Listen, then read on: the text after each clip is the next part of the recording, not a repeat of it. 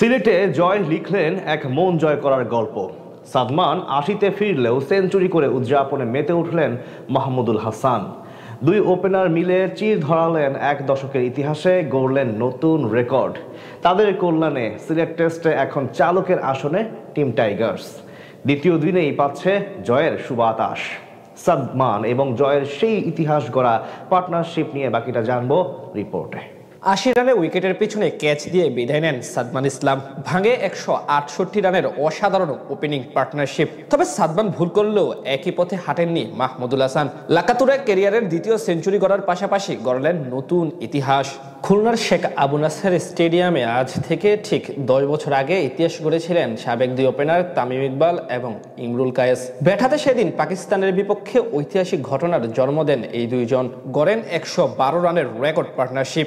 আজ পর্যন্ত যেটি কিনা সাদা পোশাকে বাংলাদেশের হয়ে ওপেনিং পজিশনের সর্বোচ্চ রানের জুটি। সেই ঘটনার আজ আরো একবার পুনরাবৃত্তি করতে যাচ্ছিলেন মাহমুদুল হাসান জয় এবং সাদমান ইসলাম। তাদের দুর্দান্ত পার্টনারশিপে ৩ দিন হাতে রেখে এখন ম্যাচ জয়ের ভিত ঘুরে ফেলল বাংলাদেশ। সিলেট টেস্টের চালকের আসনে এখন উঠে পড়ল টিম টাইগার্স। লাল বলের ক্রিকেটে ওপেনিং পজিশনে জটিলতা নতুন কিছু নয়। এই ফরম্যাটে সম্প্রতি একের পর এক ওপেনার পাল্টালেও তেমন শুরুর হাত পাচ্ছিল না টিম টাইগার্স। কিন্তু আজ যেন সেই সকল সমস্যা দূর করে লাক্কাতুরায় রীতিমতো অগ্নিমূর্তি ধারণ করলেন মাহমুদুল হাসান জয় এবং সাদমান ইসলাম। গতকাল হাতে ২ উইকেট নিয়ে দিন শেষ করেছিল সফরকারী আয়ারল্যান্ড। আজ দিনের শুরুর ঘন্টায় মাত্র ৩ ওভার স্থায়িত্ব হয়েছে তাদের। হাসান মাহমুদ এবং তাইজুল ইসলামের দ্বিমুখী আক্রমণে মাত্র ২৮৬ রানে গুটিয়ে যায় আয়ারল্যান্ড। এরপর নিজেদের প্রথম ইনিংসে ব্যাট করতে নেমে আজ শুরু থেকে সাবলীলভাবে প্রতিপক্ষ বোলারদের সামলাতে থাকেন সাদমান ইসলাম এবং মাহমুদুল হাসান জয়। দুজন মিলে প্রথম থেকে অনেকটা ওয়ানডে মেজাজে রান তুলতে থাকেন তাদের বিপক্ষে। প্রথম ১০ ওভারে আনে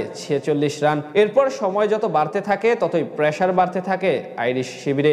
১৮তম ওভারে ৪৯ বলের টেস্ট ক্যারিয়ারের সপ্তম 50 পেয়েছেন বাঁহাতি ওপেনার সাদমান ইসলাম। এর খানিক পর 50 করেন মাহমুদুল হাসান জয়ও। শ্রীলঙ্কার বিপক্ষে টেস্ট সিরিজে দল থেকে বাদ পড়েছিলেন এই ওপেনার। আয়ারল্যান্ডের বিপক্ষে আবার টেস্টে প্রত্যাবর্তন করেন তিনি। টেস্ট ক্রিকেটে এটি তার পঞ্চম 50। ১০৯ রানে কোনো উইকেট না হারিয়ে লাঞ্চ বিরতিতে যায় বাংলাদেশ। সেখান থেকে ফিরে দ্বিতীয় সেশনেও সাবলীলভাবে বোলারদের সামলাতে থাকেন এই জুটি। এর আগে কেবল ২ বার টেস্টে এক ইনিংসে ২ বাংলাদেশ ওপেনার সেঞ্চুরি করার কীর্তি গড়তে পেরেছিলেন। সেখানে দুজনই হলেন তামিম ইকবাল এবং ইমরুল কায়েস। আজ সেই পথেই ছুটছিলেন সাদমান এবং জয়, কিন্তু রেকর্ড স্পর্শ করতে পারেনি তারা। ৪২তম ওভারে বাঁহাতি স্পিনার হামফ্রেশের বলে উইকেটের পেছনে ক্যাচ দিয়ে বিদায় নেন সাদমান। ফিল্ড আম্পায়ার আউট না দিলেও রিভিউ নিয়ে সাদমানকে ফেরায় আয়ারল্যান্ড। অর্থাৎ ১৬৮ রানে থামেন এই দুইজন। আন্তর্জাতিক টেস্ট ফরম্যাটে ২০১৫ সালের পর বাংলাদেশের হয়ে এটি সর্বোচ্চ ওপেনিং জুটি। সব মিলিয়ে ওপেনিং জুটিতে টেস্টে এটি বাংলাদেশের চতুর্থ সর্বোচ্চ।